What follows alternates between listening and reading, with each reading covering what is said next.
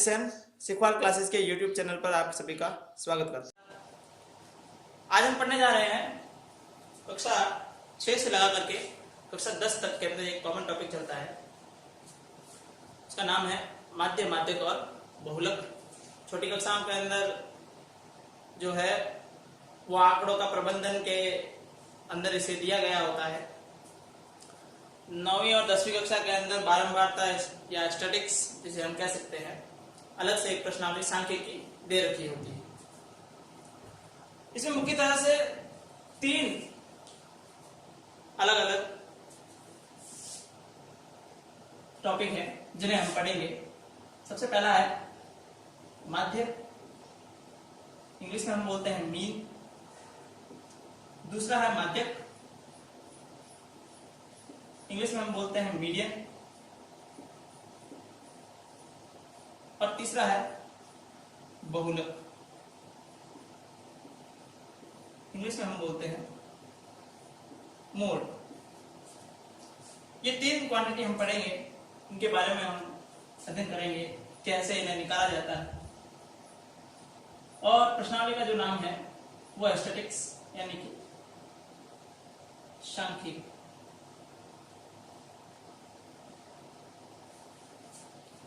ठीक है, सबसे पहले हम इन तीनों का अर्थ समझ लेते हैं। माध्य जो है इसी को ही हम एक और नाम से जानते हैं और वो है औसत यानी कि एवरेज। औसत या एवरेज या हम इसे माध्य भी कहते हैं सांख्यिकी के अंदर, गणित के अंदर। ये दोनों ही एक ही चीज है, इन दोनों में कंफ्यूज होने की जरूरत नहीं है, दोनों एक ही बात को बताते हैं।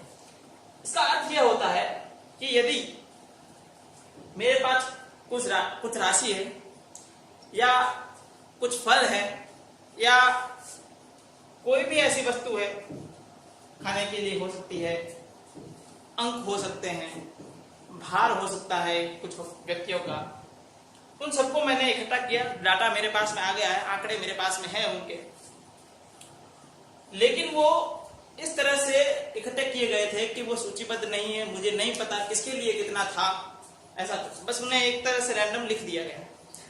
और जब आपसे पूछा जाता है कि बताइए कि औसतन लगभग प्रत्येक व्यक्ति के लिए कितना हो रहा है, प्रति व्यक्ति कितना हो रहा है, प्रत्येक व्यक्ति को यदि वापस बांटा जाए तो उसे कितना प्राप्त होगा, इसे हम कहते हैं माध्य या औसत। समझ लीजिए कि किसी कक्षा के अंदर 10 विद्यार्थी हैं और उन 10 विद्यार्थियों का भार जो है वह किलोग्राम के अंदर मापा गया। ठीक है,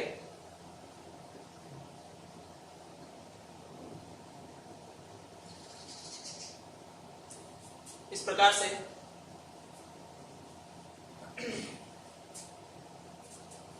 हम ले लेते हैं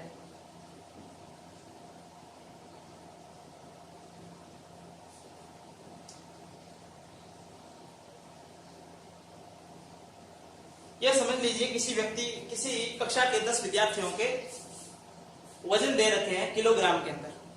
ठीक है, जब हमें यह पूछा जाए कि उन 10 व्यक्तियों का औसतन भार कितना था, औसत माध्य भार कितना था किलोग्राम, जो भी यहाँ पर इकाई दे रखी होगी, समझ लीजिए मैं ये कह रहा हूँ कि ये किलोग्राम के अंदर हमें दे रखे हैं, तो जो भी माध्य निकलेगा या औसत निकलेगा वो भी किलोग्राम में होगा। सिंपल सा सूत्र है, कुछ भी नहीं करना है। मैंने आपसे क्या कहा कि जो भी राशि हमारे पास है उसे हमें सभी में बराबर बराबर बांटना है। तो यदि मेरे पास 10 रुपए है और मुझे 5 व्यक्तियों में बराबर बांटने हैं, तो जितने व्यक्तियों में बांटने हैं कुल राशि को मैं उतने से विभाजित कर दूंगा। 10 में मैं 5 का भाग लगा दूंगा तो मुझे पता चल जाएगा कि प्रत्येक व्यक्ति को मुझे 2 रुपए देने हैं। तो कुछ वही हिसाब यहाँ लगेगा कि अभी ये इंडिविजुअल एक एक का दे रखा है, तो मुझे पता करना है पहले तो कुल कितना है और फिर प्रत्येक को अगर मैं बांटूं तो कितना प्रत्येक के हिस्से में आता है। किसका कितना था इससे कोई फर्क नहीं पड़ता है, कुल जितना था उस कुल को यदि मैं समान रूप से सभी के अंदर बांट दूं तो कितना आएगा, वही हमारा माध्य या औसत होता है। तो सिंपल सा सूत्र बनता है और यही एक सूत्र आप कक्षा 6 से लगा करके कक्षा 10 उससे आगे भी पढ़ते हैं, बस उसका रूप जो है वो बदलता जाता है। तो सूत्र जो है वो हमारे पास किसके लिए, माध्य के लिए बात कर रहा हूं मैं, एवरेज के लिए बात कर रहा हूं, मीन के लिए बात कर रहा हूं। सूत्र हमारे पास में आता है राशियों का योग, राशियों की जगह आपको आंकड़े लिखा हो सकता है, आंकड़ों का योग, ठीक है। इंग्लिश में हम बोले तो हम कहते हैं सम ऑफ ऑल द नंबर्स कह सकते हैं, ठीक है। और राशियों की संख्या से हम इसको विभाजित कर देते हैं। कितनी राशियां हैं कुल मिलाकर के, क्योंकि हमें सभी में बराबर बांटना है, तो जितने टोटल हैं उनमें उसका भाग लगा देंगे तो प्रत्येक के हिस्से में कितना है वो हमें पता चल जाएगा। यही इसका सूत्र है। सम ऑफ ऑब्जर्वेशन भी बोल सकता है आपको इंग्लिश में, यदि आप पढ़ रहे हैं तो sum of observation upon number of या टोटल नंबर ऑफ ऑब्जर्वेशन कितने हैं। तो यहाँ हम देखते हैं कि मेरे पास में 1 2 3 4 5 6 7 8 9 और 10 विद्यार्थी हैं, तो इसका मतलब 10 यहाँ आ जाएगा। और ऊपर की तरफ राशियों के योग में ये सभी जो है उनको मुझे जोड़ देना है, उनको मैं जोड़ दूंगा, ठीक है। तो देखिए 4 और 2 8, सॉरी 4 और 2 6, 6 और 6 12, 12 और 4 16, 18, 18 और 6 24 और 2 26 हो गए, 26 और 1 ये हो गए 27, 27 और 1 28 और 1 29, 29 और 1 30, यानी कि इनका जो कुल हो गया है वो हो गया 300, ठीक है। 300 में मैं 10 का भाग लगाऊंगा, यानी प्रत्येक विद्यार्थी का औसत या माध्य भार, औसत या माध्य भार जो है वो कितना है 30 किलोग्राम। प्रत्येक विद्यार्थी का औसत या माध्य भार जो है वो 30 किलोग्राम। देखिए मैंने यहाँ 8 और 7 15 कर दिए थे, 5 20 हो गया, 20 और ये 10 30 हो गए, 30 और ये 10 40 हो गए, और 260 जो है वो आगे वाले जब संख्याओं को मैंने जोड़ा था तो 260 और 40 से मैंने जोड़ा तो वो 300 हो गए, ठीक है। तो इस प्रकार से हमें जो है किसी भी राशि का, अब ये आंकड़े इस प्रकार से दिए हुए थे, ये सारणीबद्ध नहीं थे, सूची के रूप में नहीं लिखे हुए थे, यानी एक विधिवत रूप से नहीं लिखे हुए थे, बस इन्हें रैंडमली इस तरह से लिखा गया था। इस तरह के डाटा को हम प्राथमिक आंकड़े या रॉ डाटा कहते हैं, ठीक है। तो ये जो थे इनको हमने निकालने का सिंपल सूत्र था राशियों का योग बटा राशियों की संख्या। अब दूसरा जो है, इसके अलग अलग और आगे मेथड आते हैं, उनके बारे में हम डिस्कस करेंगे। उससे पहले हम इन तीनों को देख लेते हैं कि ये तीनों है क्या।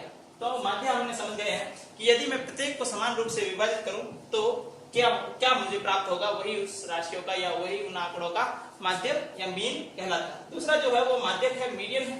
देखो माध्यक या मीडियन नाम से पता चल रहा है हमें कि बिल्कुल मध्य वाली जो राशि होगी, यानी जो भी आंकड़े आपको दे रखे हैं उसमें सबसे बीच वाले, सबसे मध्य में स्थित आंकड़े या सबसे मध्य में स्थित जो राशि है वो क्या है, वो ही उसका क्या होता है, माध्यक होता है। तो अब देखिए पुनः मैं इन्हीं 10 को ले लेता हूं, ठीक है। इन 10 को मैं 2 बार लेता हूं, एक बार मैं 9 विद्यार्थियों को लेता हूं और दूसरी बार मैं 10 विद्यार्थियों को लेता हूं। तो पहली कंडीशन 9 विद्यार्थी, जब आंकड़ों की संख्या कितनी हो रही है, विषम हो रही है, इसका मतलब क्या है, आंकड़ों की संख्या कितनी है, विषम, 9 विद्यार्थियों की। और यदि आंकड़ों की संख्या सम हो तो उसके लिए हम देखते हैं।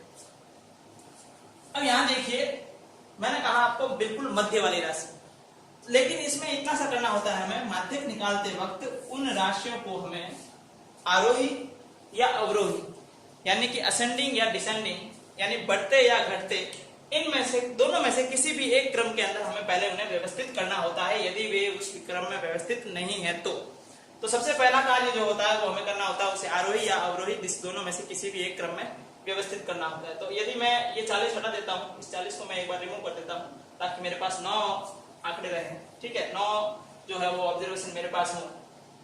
सबसे पहले हमने क्या कहा कि हम इसे बढ़ते या घटते क्रम में व्यवस्थित करेंगे, ठीक है। तो मैं एक बार इसको बढ़ते हुए क्रम में लेता हूँ। यहाँ सबसे पहले देखिए सबसे छोटा कौन है, 25 है, और 25 एक बार नहीं, एक बार यहाँ और एक बार यहाँ। तो जो अंक या जो राशि जितने बार पुनरावृत्ति हो रही है, जितनी बार वो रिपीट हो रही है, उतनी बार हम उसको लिखेंगे। तो यानी यहाँ 2 बार 25 है तो हमने 25 2 बार लिख दिए। फिर देखिए 25 से बड़ी संख्या यहाँ 27 है, उसके बाद में 28 है, लेकिन 28 भी 2 बार है तो 28 भी 2 बार लिखा जाएगा। उसके बाद 29 है नहीं, 30 है, 30 भी 2 बार है, ये देखिए। फिर देखिए 30 के बाद में कौन आ रहा है, 35 आ रहा है। 1 2 3 4 5 6 7 8 और एक संख्या रह गई है 32, माफ कीजिएगा, यहाँ 32 पहले और फिर 35 आ रहा है। तो ये 9 संख्याएं हमारे पास में बन गई है, हमने इन्हें आरोही क्रम में लिख दिया है। देखिए आरोही और अवरोही। अब कंफ्यूजन ये होती है कि कौन सा बढ़ता हुआ है कौन सा घटता हुआ है। तो देखिए ये 3 अंकों का 3 शब्द जो है वो अक्षरों से मिलकर के बना हुआ है, आर वो ही हम ऐसा कह सकते हैं, और ये जो है वो 4 वर्णों का या 4 अक्षरों के मेल से बना हुआ एक शब्द है। तो आरोही मतलब 3 यानी छोटे से बड़े की तरफ जा रहे हैं, और यदि अवरोही आ रहा है मतलब 4 है तो 4 से 3 की तरफ आ रहे हैं मतलब बड़े से छोटा, यानी ये बड़े से छोटा आ रहा है और ये छोटे से बड़ा आ रहा है। यदि आप इंग्लिश मीडियम है तो असेंडिंग और डिसेंडिंग कर सकते हैं। ए जो है वो अल्फाबेट का फर्स्ट लेटर है और डी जो है वो अल्फाबेट का 4th लेटर है। तो ए से डी जा रहे हैं यानी असेंडिंग ऑर्डर है, तो 1 to 4 मींस इंक्रीज कर रहे हैं। और अगर आप डी से 4 यानी डिसेंडिंग आ रहे हैं तो इसका मतलब 4 पहले आएगा और 1 बाद में आएगा, यानी कि आप बड़े से छोटे की तरफ आ रहे हैं। तो ये आपका आरोही और अवरोही या असेंडिंग या डिसेंडिंग जो है उसका कंफ्यूजन अगर आपको होता हो तो वो दूर हो जाएगा। अब विषम संख्याएं हैं, और यहाँ एक बार मैंने आपको कहा कि मीडियन या माध्यक का मतलब ये होता है कि सबसे मध्य वाली जो राशि है वो ली जाए। तो सबसे मध्य वाली राशि को किस तरह से हम लेंगे कि दोनों तरफ से हम हटाते जाएं और सबसे बीच अंत में जो सबसे बीच में शेष रह जाएगा वही हमारी सबसे मध्य की राशि होगी। तो देखिए मैं यहाँ इनको हटाता जाता हूँ। मैंने 25 यहाँ से इधर से 35 हट गया, फिर इधर से 25 हट गया, इधर से 32 हट गया, यहाँ से 27 और यहाँ से 30 हट गया, ये 28 और ये 30 हट गए। मध्य में केवल एक राशि बच गई हमारे पास, यानी कि दो के जोड़े जो है वो निकलते गए। और अंत में क्योंकि ये विषम संख्याएं थी कुल, तो बीच में एक अकेली बच गई और वो हमारा क्या हो गया, माध्यक हो गया, यानी सबसे मध्य वाली राशि हो गई। ठीक है। अब यदि यह बढ़ते क्रम में होते तो किस प्रकार से होते, घटते क्रम में होते तो 35 पहले आता, फिर 32 रहता, फिर 30 रहता, फिर से 30 आता, उसके बाद 28, फिर एक बार और 28, 27, 25 और 25। अब यदि मैं इनको घटाते हुए देखता तो देखिए ये दोनों राशियां हट जाती सबसे पहले, फिर ये दोनों हट जाती, फिर ये दोनों, और अंत में फिर वापस वही 28। तो इसलिए घटता या बढ़ता कोई भी एक क्रम हो सकता है, कोई फर्क नहीं पड़ता। आंसर आपको दोनों ही तरफ से आपको समान मिलने वाला है, एक ही जैसा मिलेगा। ठीक है। अब ये तो राशि इतनी छोटी थी कि हमने दोनों तरफ से इसको काउंट करके कर लिया। यदि यही राशियां हजारों में हो, लाखों में हो, तो हम कैसे पता करेंगे कौन सा है? तो इसलिए हम क्या करेंगे, डायरेक्ट नंबर ऑफ टर्म या पोजीशन या राशि की वह संख्या किस स्थान पर है, किस पद पर है, टर्म कौन से स्थान पर आ रहा है, वो डायरेक्ट हम निकालेंगे। यदि हमें ये पता है कि टोटल कितने हैं, टोटल हमारे पास में यहाँ कितने हैं, 9 है। ठीक है। और यहाँ देखिए काउंट करते हैं, अगर हम गिनते हैं 1 2 3 4 और ये 5वीं आ रही है। यदि बढ़ते हुए क्रम में देखें तो अभी देखो 1 2 3 4 और ये 5वीं आ रही है। तो इसका मतलब जितने थे 9 थे विषम संख्या की, उसमें एक अधिक कर दिया गया है और उसका आधा कर दिया,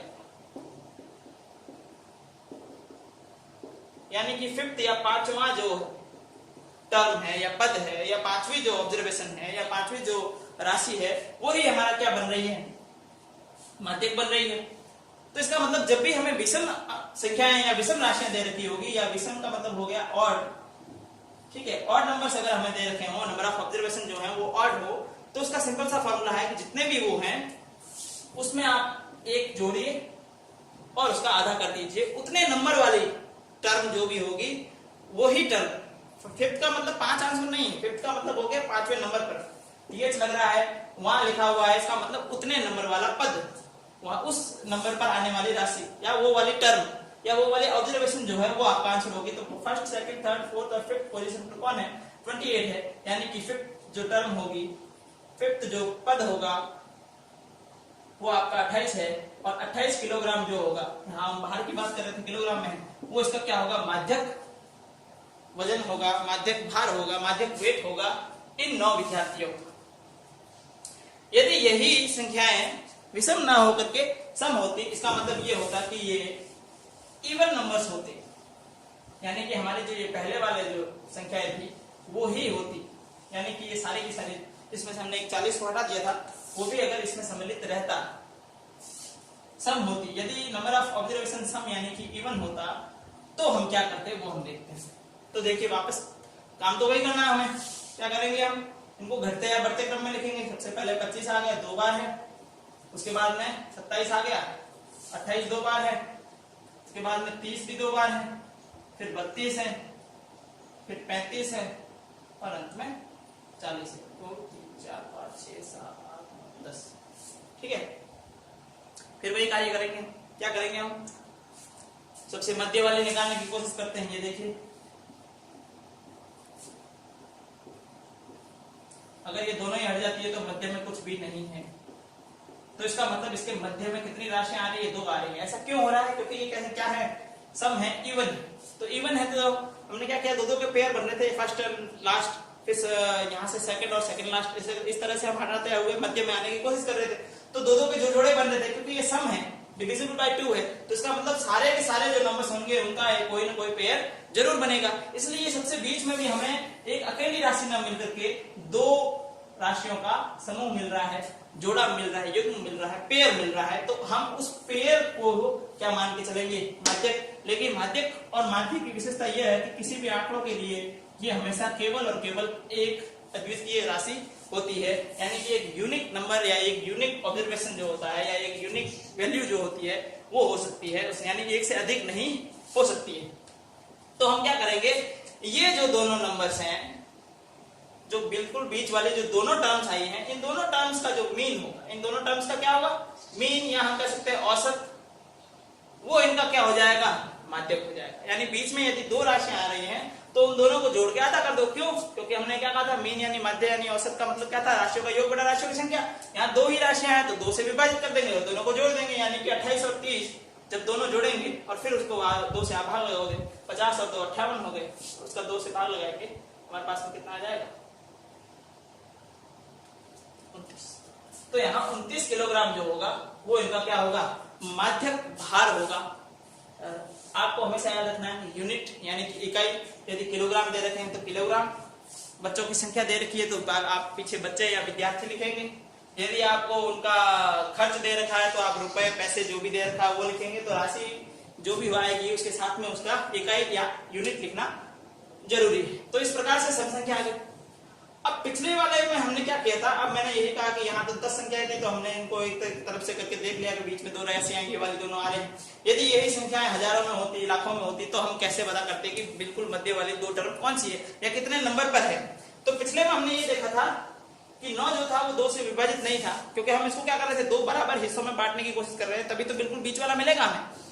तो वहां जब वो 2 से विभाजित नहीं था तो हमने 1 जोड़ करके उसको 2 से विभाजित कर दिया था। क्यों किया था 1 जोड़ करके 2 से विभाजित, क्योंकि 8 तक की संख्याओं में तो 2-2 जोड़े बन जाते और जो 5वां होता उसका जोड़ा नहीं बनता, इसीलिए हमने उसमें 1 अधिक जोड़ करके कम किया है। ठीक है, लेकिन यहाँ जो राशियों की संख्या है वो कितनी है, 10 है। तो 10 में सीधा 2 का विभाजन हो सकता है, यानी 10 में सीधा 2 का भाग जा सकता है, यानी कौन आ गया, फिफ्थ आ गया। अब देखो यहाँ देखते हैं, first second third fourth fifth भी है और सिक्स्थ भी है। अगर मैं पीछे से काउंट करता तो first second third fourth fifth ये हो जाता और सिक्स्थ ये हो जाता, यानी 5वां भी आ रहा है और उससे एक अधिक वाला यानी 6ठा भी आ रहा है। इसका मतलब जितने भी टर्म्स हैं उसका आधा होने पर जो आ रहा है वो वाली टर्म और उससे नेक्स्ट यानी कि सिक्स्थ। तो इसका मतलब ये हो गया कि जितने भी, यदि नंबर ऑफ ऑब्जर्वेशन या राशियों की संख्या, कुल संख्या जो है वो सम संख्या हो, यदि राशियों की कुल संख्या कितनी हो, सम हो, तो मिडिल में यानी सबसे बीच में यानी सबसे मध्य में 2 राशियां आएंगी, 2 अलग अलग टर्म्स आएंगी और उन दोनों टर्म्स को निकालने का मेथड क्या है कि जितने भी नंबर ऑफ टर्म्स हैं उसका आधा कर दीजिए और उसमें 1 जोड़ दीजिए। ये दोनों जो होंगी ये दोनों ही मध्य वाली टर्म्स होंगी और इन दोनों का हमें जोड़ करके क्या करना है, 2 से भाग करना। अब देखो यहाँ टीएच लिखा हुआ है, इसका मतलब 5th और 6th, 5 और 6 जोड़ के आधा नहीं करेंगे हम, 5वां और 6ठा जोड़ करके आधा करेंगे। तो 5वां और 6ठा जोड़ करके उनको आधा करेंगे, यानी 28 और 30 को जोड़ करके हम आधा करेंगे और हमारे पास में 29 किलोग्राम जो है वो आंसर आ जाएगा। तो इस तरह से सूत्र क्या बनता है, अब हम देखते हैं दोनों ही कंडीशन के लिए सूत्र क्या बनेगा। तो दोनों ही कंडीशन के लिए सूत्र क्या है हमारे पास में कि यदि संख्याएं कैसी हो, विषम हो, कुल संख्याएं नंबर ऑफ ऑब्जर्वेशन जो है वो विषम हो, तो हम क्या करेंगे, जितनी भी संख्याएं हैं उसमें 1 जोड़ करके उसका आधा कर लेंगे और इतने नंबर वाला इतना जो टर्म होगा वही हमारा क्या होगा, माध्यक होगा। अगर नंबर ऑफ टर्म्स कैसी हैं, सम है यानी कि इवन है। देखो अगर आपको विषम और सम में भी कंफ्यूजन होता है तो वहां भी सीधी सी बात, सम कितने अक्षरों से मिला हुआ है, 2 से बना हुआ है, यानी 2 से विभाजित होने वाली सभी। ये कितने से है, 3 से है, तो 3 में 2 का भाग जाता है क्या, नहीं जाता है, 3 विषम है, इसका मतलब विषम का मतलब अच्छा इंग्लिश में कंफ्यूजन हो रहा तो भी देख लो 3 है, यानी ये कैसा है 2 से डिविजिबल नहीं है, 2 से डिवाइड नहीं हो रहा है, इसका मतलब ऑड नंबर्स वो होते हैं जिसमें 2 का भाग लगता नहीं। इवन में कितने हैं 4 है, इसका मतलब 2 से डिवाइड होता है, इसका मतलब ये हो गया कि जो भी नंबर 2 से डिविजिबल होगा वो सबको हम क्या बोलते हैं, इवन बोलते हैं। तो हिंदी और इंग्लिश में कंफ्यूज होने की जरूरत नहीं है, बिल्कुल आसान है, कुछ ऐसी ट्रिक्स आप बना सकते हैं, ठीक है। तो अगर सम है तो सम के लिए हम क्या कह रहे हैं कि वो 2 से विभाजित हो जाएगा, इसका मतलब n/2 टर्म यानी n/2 पद, और इसके साथ में इसका अगला वाला, यानी यहाँ जो भी आंसर आया उसमें एक जोड़ने पर अगला जो पद है वो दोनों पद लेकर के उन दोनों को हम जोड़ करके उसका आधा कर लेंगे, यानी इन दोनों का औसत जो होगा, माध्य जो होगा, वो ही हमारा क्या होगा, माध्यक होगा उन राशियों के लिए, ठीक है। सबसे तीसरा जो पद है वो आ रहा है हमारे पास में बहुलक यानी कि मोड। सबसे तीसरा जो है वो है बहुलक मोड। और बहुलक यहाँ देखिए बहु से पता चल जाता है, बहुत से मतलब बहुत अधिक की बात की जा रही है। तो मोड का अर्थ ये होता है वो ऑब्जर्वेशन या वो राशि जो सबसे अधिक बार आई है, यानी जो सबसे अधिक बार रिपीट हुआ है किसी भी आंकड़े का। अब जब यहाँ हम देखते हैं तो हम देख रहे हैं कि 25 जो है वो 2 बार है, ठीक है, 30 भी 2 बार है। इसी तरह से हम देखें तो 28 भी 2 बार है, 27 एक ही बार है, 35 एक ही बार है, 32 एक ही बार है, 40 एक ही बार है। तो इनसे तो अधिक वाला है, यानी 2-2 बार पड़े। तो जो भी राशि सबसे अधिक बार आई है वो हमारी क्या हो जाएगी, बहुलक होगी। और बहुलक एक से अधिक हो सकता है, इसका मतलब 25, 28 और 30 ये तीनों ही जो है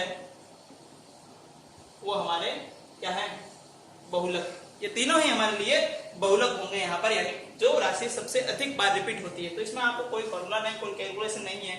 जब आंकड़े इस प्रकार से दे रखे हो तो जब सूची बताएंगे, आगे की तरफ सारणी बताएंगे, टेबल के फॉर्म में आएंगे, ग्रुप डाटा जिनको हम बोलते हैं, ठीक है, तो उनकी जब हम बात करेंगे तो वहां पर फॉर्मूले होते हैं, उनके लिए हम बाद में बात करेंगे।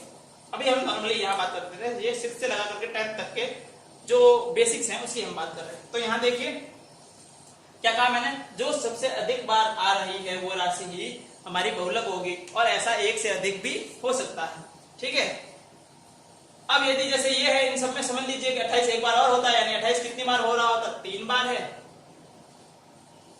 28 जो है वो 3 बार होता, बाकी ये 2-2 बार है और बाकी वाले 1-1 बार है। तो इसका मतलब अब ये बहुलक नहीं होगा, कि बहुलक कौन होता, केवल एक अकेला 28 होता, क्योंकि वो सबसे अधिक बार आ रखा। तो जो भी राशि सबसे अधिक बार रिपीट हुई है, सबसे अधिक बार जिसकी पुनरावृत्ति हुई है, वही हमारा क्या होता है, बहुलक होता है, मोड होता है। तो माध्य, माध्यक और बहुलक समझ गए होंगे आप, क्या होता है, कैसे निकालना है। माध्य के लिए कुछ भी नहीं करना है हमें, जितनी भी राशियां हमें दे रखी है उन सभी को हम जोड़ेंगे और जितनी है वो उनसे भाग लगा देंगे, तो हमें पता चल जाएगा कि औसत, इसी को हम औसत भी कहते हैं, माध्य कहते हैं, कितना निकलेगा। इसका अर्थ ये होता है कि यदि मैं समान रूप से सभी में उस राशि का विभाजन कर दूं तो कितना सभी को प्राप्त होता है, वो औसत होता है, माध्य होता है। ये तीनों ही जो है इनको मध्यवर्ती राशियां कहा जाता है, ठीक है। मध्यवर्ती राशियां मतलब जो सबसे मध्य में आ रही है। अब ऐसा 3 हम क्यों ले रहे हैं, क्योंकि कभी कभी ऐसा होता है कि किसी जगह पर माध्य जस्टिफाई नहीं कर पाता है जितना अच्छी तरीके से माध्यक उस राशि को जस्टिफाई कर रहा होता है, यानी उसके लिए उचित रूप से वो कार्य कर रहा होता है। कई बार ऐसा होता है कि माध्यक और माध्य दोनों नहीं कर पाते हैं, तो बहुलक कर पाता है, ठीक है। समझ लीजिए, इसमें मैं एक छोटे से उदाहरण से समझाता हूँ। समझ लीजिए कि 5 व्यक्तियों ने मिलकर के कुछ रुपए इकट्ठे किए,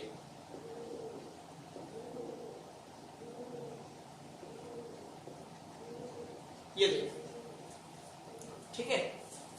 5 व्यक्तियों ने रुपए क्या इकट्ठे किए, 1 रुपए, 2 रुपए, 3 रुपए, 100 रुपए और 1 रुपए, ये 5 व्यक्तियों ने इकट्ठे किए। अब मैं इसके औसत की बात करता हूँ, ठीक है। औसत यानी प्रत्येक ने लगभग कितने रुपए दिए, औसत का मतलब ये हो गया प्रत्येक का कंट्रीब्यूशन, हर एक का कंट्रीब्यूशन, यानी कि उसके अंदर भाग कितना है। अब देखिए यहाँ जब मैं इन सबको जोड़ूंगा, 100 और 3 103 और ये 2 जुड़ेंगे 105 और 2 107 हो रहा है, और कितने थे, 5 थे, मैं भाग लगा दूंगा इसका, ठीक है। तो 10 और 1 यानी कि 21 पंजे 105 और पीछे बच रहे हैं 2, 20 हो गया, यानी कि 4, 21 रुपए 4 पैसे लगभग सभी ने दिए। अब यहाँ आप देखिए कि ये दे रहा है केवल 1 रुपए, ये 2 रुपए, 3 रुपए और 1 रुपए। इन चारों ने इसके कंपेयर में बहुत कम राशि दी, फिर भी इनका औसत कितना आ रहा है? 21 आ रहा है। और इसके हिसाब से देखा जाए तो ये कह रहा है 21 रुपए ही मैंने दिए। तो यहाँ पर जो है वो डाटा जो है वो उसको जस्टिफाई नहीं कर पा रहा है, यानी जो है समान रूप से मध्यवर्ती जो राशि है वो उसको समान रूप से विभाजित नहीं कर पा रही है।